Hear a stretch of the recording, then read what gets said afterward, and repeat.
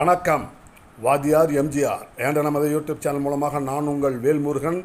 தமிழ்நாடு 2026 சட்டமன்ற தேர்தலுக்கான வாக்குப்பதிவுகள் நிறைவுற்று ஓட்டு எண்ணிக்கைக்காக காத்துக்கிட்டு இருக்கிற இந்த நேரத்தில் கடந்த காலத்தில் நடந்த ஒரு தேர்தல் குறித்து அதனுடைய பிரச்சாரம் குறித்து இந்த காணொளியில் காண்போம். பேரறிஞர் பெருந்தகை அண்ணா அவர்களுடைய மறைவுக்கு பிறகு கருணாநிதி முதலமைச்சராக புரட்சித் தலைவர் எம்ஜிஆர் அவர்களின் தயவால் தேர்ந்தெடுக்கப்பட்ட அந்த காலகட்டத்தில் நடைபெற்ற தேர்தல் தமிழ்நாடு சட்டமன்ற பொது தேர்தல் 1971 ஆண்டு நடைபெற்றது. பேரறிஞர் பெருந்தகை அண்ணாவின் இதய கனியாக அன்றைய திராவிட முன்னேற்ற கழகத்தின் ஸ்டார் கேம்பெயினராக இருந்த புரட்சித் தலைவர் பொன்மனச்செம்மல் எம்ஜிஆர் அவர்கள் 1971 ஆண்டு தமிழ்நாடு சட்டமன்ற பொது தேர்தலிலும் ஸ்டார் கேம்பெயினராக தமிழகம் முழுவதும் சுற்றி சுழன்று பிரச்சாரம் செய்து வந்தார்.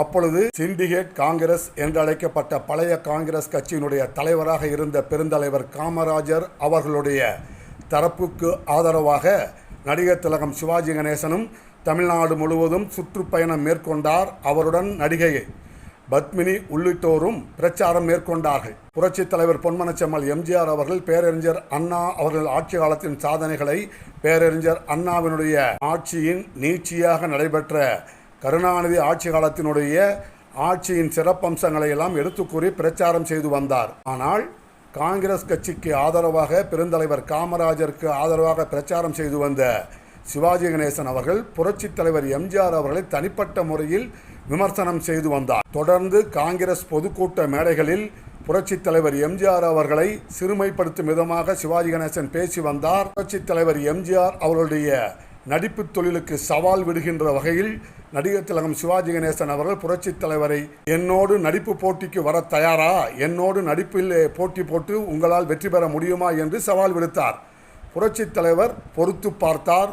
ஒரு கட்டத்திற்கு மேல் அதற்கு பதில் சொல்ல வேண்டிய நிலைக்கு தள்ளப்பட்டார். எங்கள் அரசியல் கருத்துக்களை பேசி மக்கள்கிட்ட ஓட்டு கேட்குற மேடையில் போய் நின்றுக்கிட்டு இதை நாடக ஒத்திகைக்கு கூப்பிடுற மாதிரி போட்டிக்கு வரியா போட்டிக்கு வரியா போட்டிக்கு வரியான்னு சிவாஜி கணேசன் கூப்பிட புரட்சித் தலைவர் தெளிவாக பதில் சொன்னார். என்னுடைய படங்களுக்கு நிகரான வசூலை உன்னுடைய படங்கள் பெற முடிந்ததா?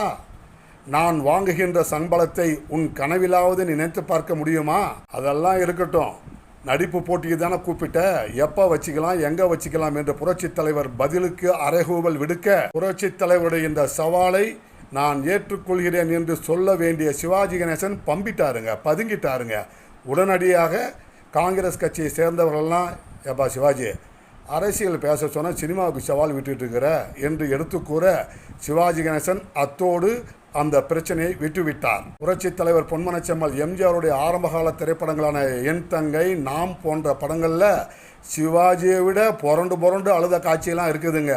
ஆனால் புரட்சித் தலைவர் எம்ஜிஆரிடம் ரசிகர்கள் அதை எதிர்பார்க்கவில்லை என்பதை உணர்ந்து கொண்ட காரணத்தினால்தான் பிற்காலத்தில் புரட்சித் தலைவர் தனக்கென்று ஒரு பாணியை உருவாக்கி அதற்கேற்றாற்போல் நடித்து வந்தார் என்கின்ற உண்மையை நாம் தெரிந்து கொள்ள வேண்டும். அதே நேரத்தில் தனக்கு சக போட்டியாளராக இருந்த சிவாஜி கணேசனுடைய போட்டியை ஏற்க தயார், சவாலை சந்திக்க தயார் என்று அறைகூவல் விட்டார். தான் கொண்ட கலையின் மீது, தான் ஏற்றுக்கொண்ட தொழிலின் மீது தனக்கு இருந்த முழு நம்பிக்கையின் காரணமாகத்தான் சிவாஜியின் சவாலை ஏற்பதாக புரட்சித் தலைவர் பொன்மனச்செம்மல் எம்ஜிஆர் அவர்கள் அறிவித்தார் என்கின்ற நல்ல தகவலை உங்களுடன் பகிர்ந்து இந்த காணொலியை நிறைவு செய்கின்றோம்.